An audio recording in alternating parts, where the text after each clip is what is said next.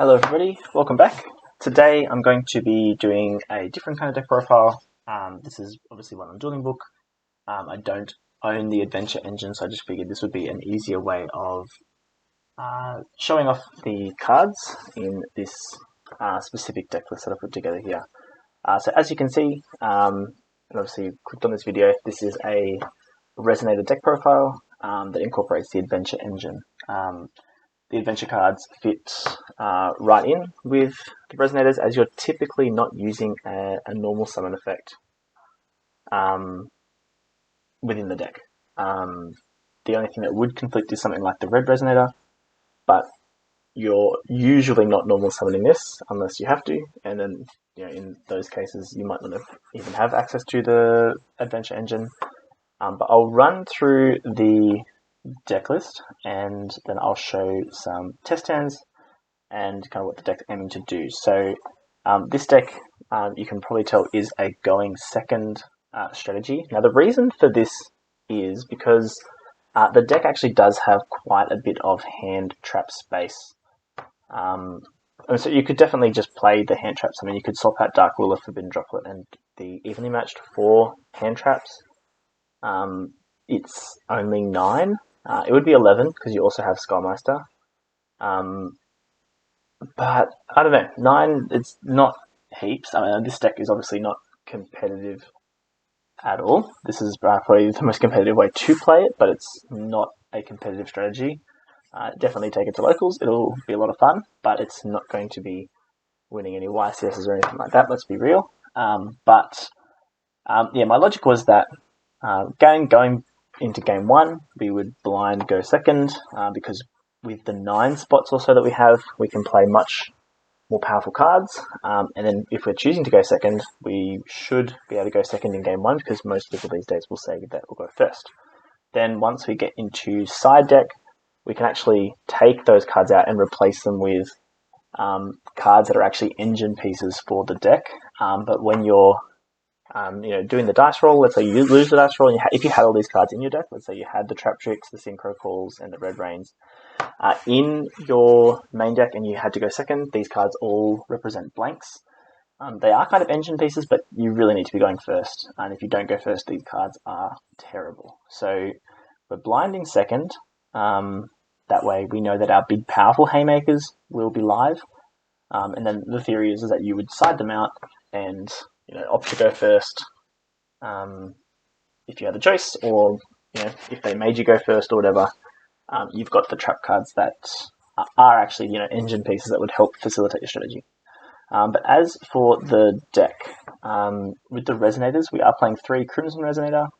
If you watched any of my previous deck profiles, Crimson Resonator is the best one. If you control no monsters, you can special summon from the hand. And then if the only other monster you control is 1 Dark Dragon Synchro monster, you can special summon up to 2 Resonator monsters from your hand or deck, except for Crimson Resonator.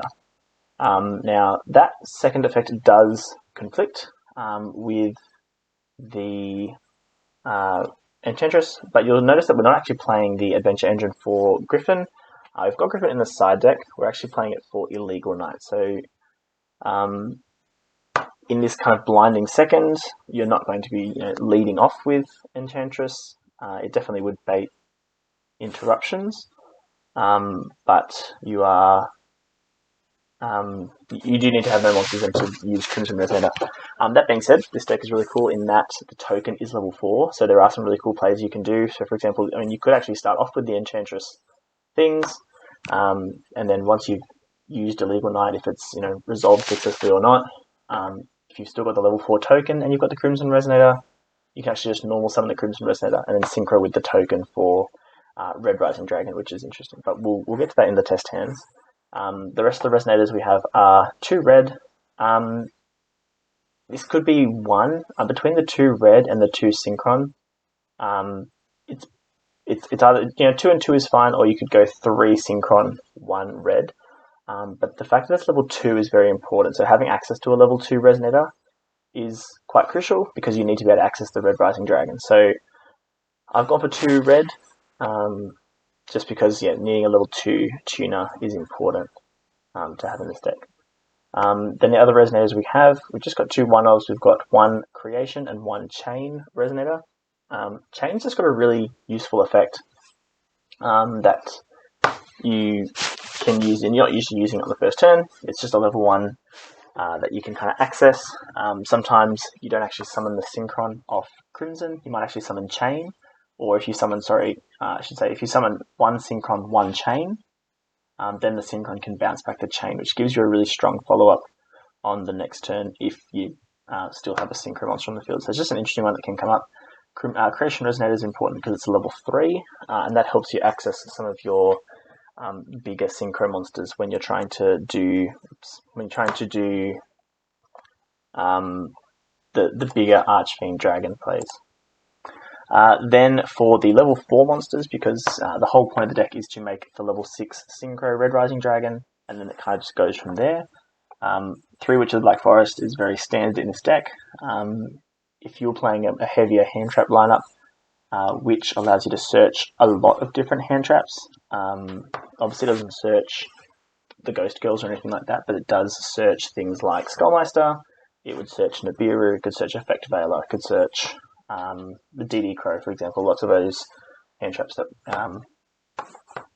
they fit within Witch of Black Forest's requirements. Wandering King Wildwind is a free special summon if you control a Fiend Tuner, which is very important. This is how you're able to kind of extend past one synchro. So if you've played this deck, you know that it kind of puts up one synchro monster a turn.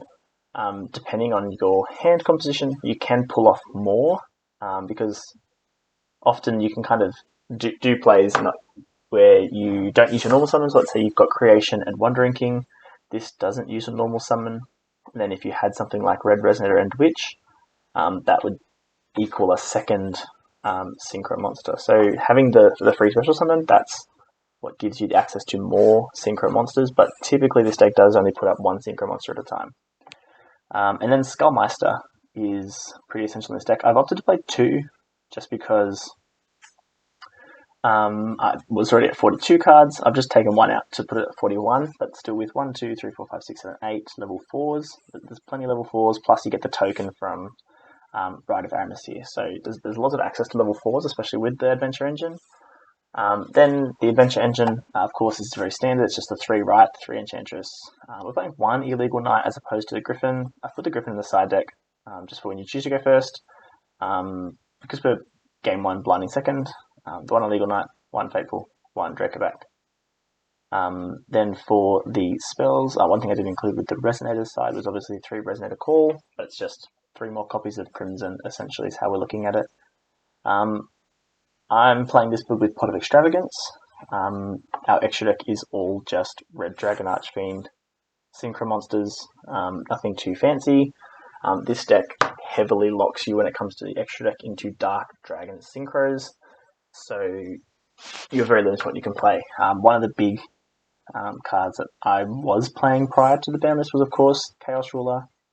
Chaos Ruler was insane because it just meant that when you accessed a level 8 synchro, it did something, especially going first. But our best level 8 synchro is Starlight, which is fine. And again, Blinding Second, Starlight is insane, especially when you pair it with something like Dark Ruler or Droplets. So Starlight is our version of Zeus, in that we can kind of clear all the monsters, and then depending on what the board state is, we can also synchro up into Tyrant Red Dragon Archfiend and just clear everything. Especially, again, under Dark Ruler or Forbidden Droplet. Then the board breakers, or the hand traps, not hand traps, but the going second cards, 3 Droplet, 3 Dark Ruler, 3 Evenly. They're just the biggest, most obnoxious cards that we can kind of use. Dark Ruler and Droplet are great because, like I said, you've got access to plenty of nukes in the extra deck in the form of Scarlet Red Dragon Archfiend, so it just does what it needs to do. So that's the main deck. It's 41 cards. I'm okay with 41 in this kind of deck because there are cards that you don't really want to draw. You don't really want to be drawing the spells in the Adventure Engine. You don't really want to be drawing the one-off Resonators. So there's plenty of cards you don't want to draw. So having 41, one extra number, it's fine. The side deck that we've got, I've just kind of thrown this together. The only cards that really need to be here in this profile are the traps. because that's what's coming in post side if you're going to be going first. So Synchro Call is the main one. You might not have seen this before, but what it does is it's a monster reborn, and then you perform a Synchro Summon using that monster and your monsters on the field. So target monster in your graveyard, special summon it, it's negated, and then you have to just Synchro Summon a Dark Dragon Synchro monster. It's this Fiend type as well, but we only summon Dark Dragons. This is how we King Calamity on our opponent's turn. We've never really played Hulk in this deck because of the Synchro lock.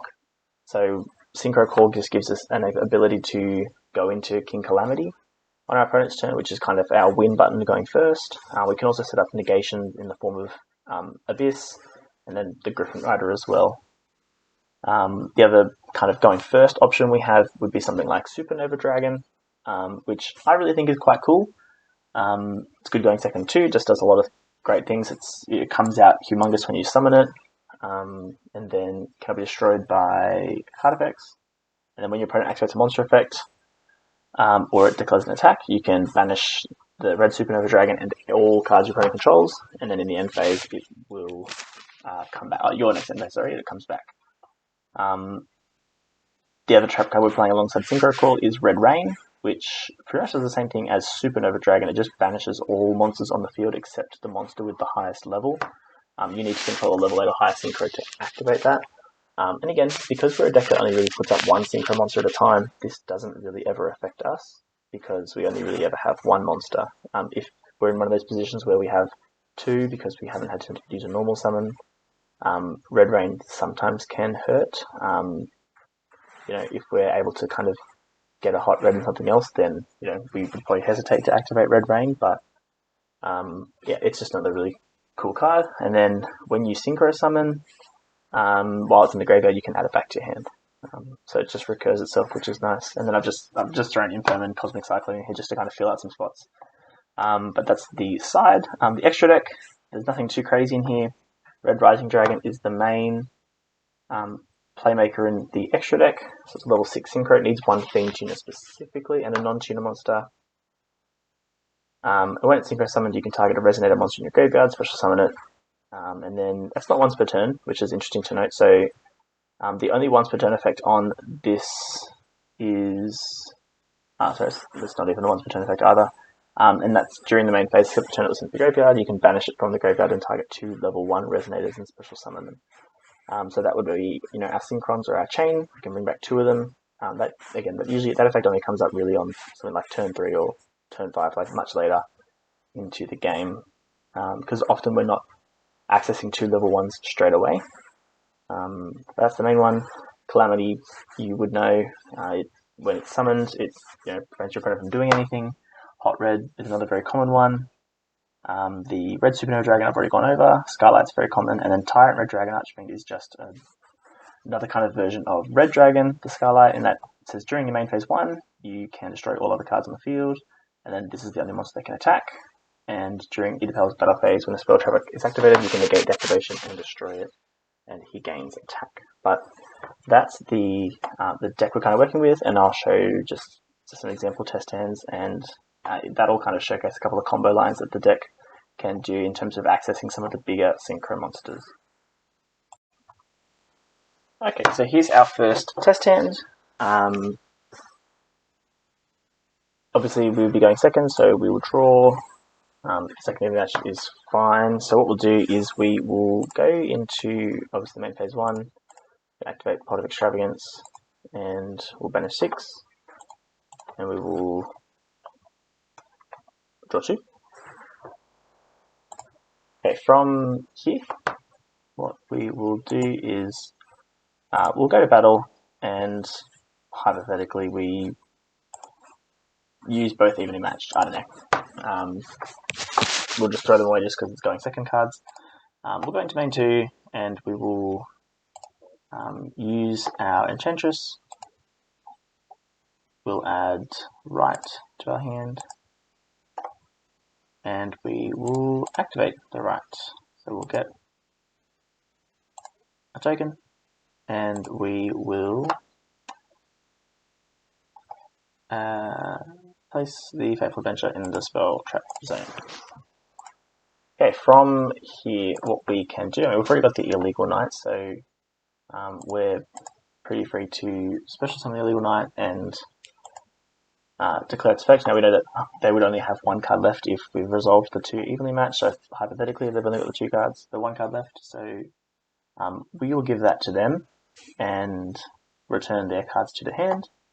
And then on the summon, of the Illegal Knight, we can use the Fateful Adventure to add the Draco back to hand.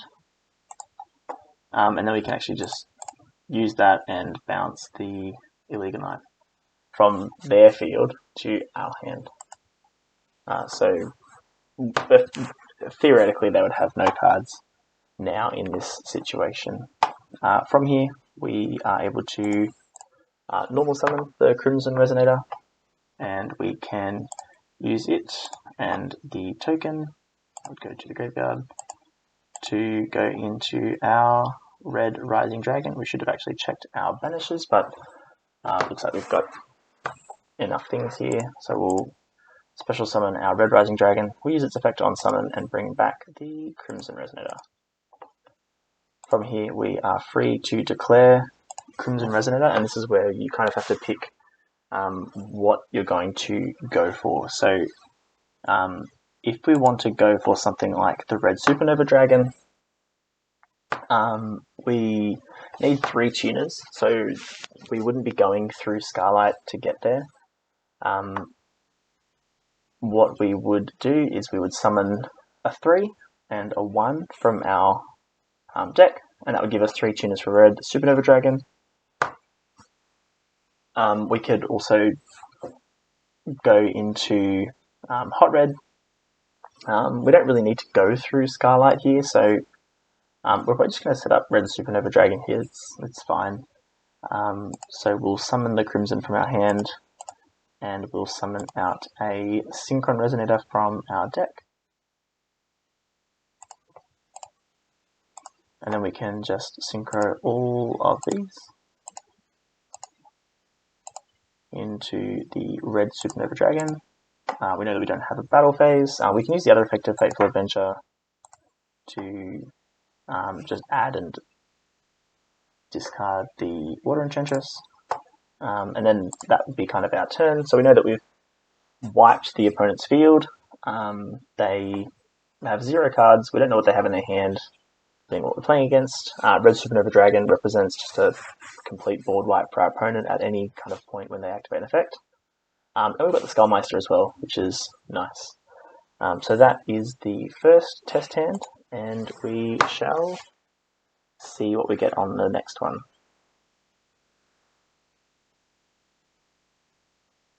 Okay, so we will draw for turn, and this is just very standard kind of Resonator plays.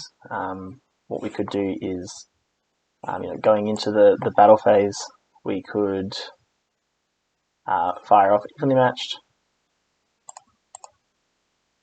and Chain Droplet. Could get rid of the Evenly Matched, could get rid of the Resonator, and could get rid of the Draco back to remove the opponent's whole field.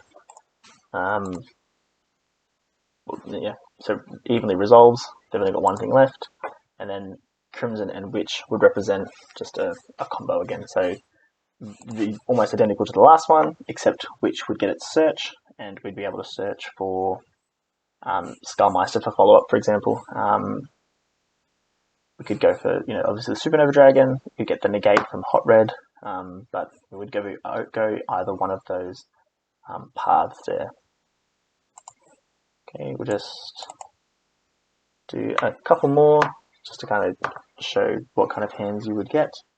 So this hand does have no tuner. So as far as the going second, we would draw for turn, and Red Resonator is fine. So this one's going to be a bit tricky. Hypothetically, let's say we've thrown this out at some point in our opponent's turn. We can use Enchantress, grab right. Again, we've already drawn Fateful, but that's fine. We can use right. We can Chain Droplet Here, what we can do is, it's going to look very similar to the first one. We know we can't activate Red Resonator. We know that this would be a special summon. It can be a special summon because we're only going to have access to the one tuner. We can really just get rid of the Wandering King because Right is going to represent our level 4. And this is going to look the same as the first combo. So we've negated 2 with Droplet, and we've used the Skullmeister, and then we're just going to go for that very similar line of just summon one big Synchro monster, and actually, sorry, no, I'm lying. It's going to be different because the Resonator we have is red. So this is not going to be the same. This is going to be substantially weaker. We've got that. We can, do the Illegal Knight plays. Sorry, we'll put Fateful on the field. We can normal summon Red Resonator. Obviously, don't use its effect, but we'll use the Fateful Adventure. We'll grab Dracoback to hand. We'll use its other effect and grab Illegal Knight. Obviously, we'll pitch the Dracoback, but it will equip using its other effect, and then we're free to special the Illegal Knight. And we can synchro into, we can do the effect where Illegal Knight goes to our opponent, Dracoback bounces it back to hand, so we get that again, and then we can synchro into our Red Rising Dragon. Red Rising Dragon will bring back the Red Resonator. That's going to trigger its effect. We will gain 2100 life points here because Red Resonator was special summoned. And then we would synchro these off. That's also gone, and it makes Scarlight.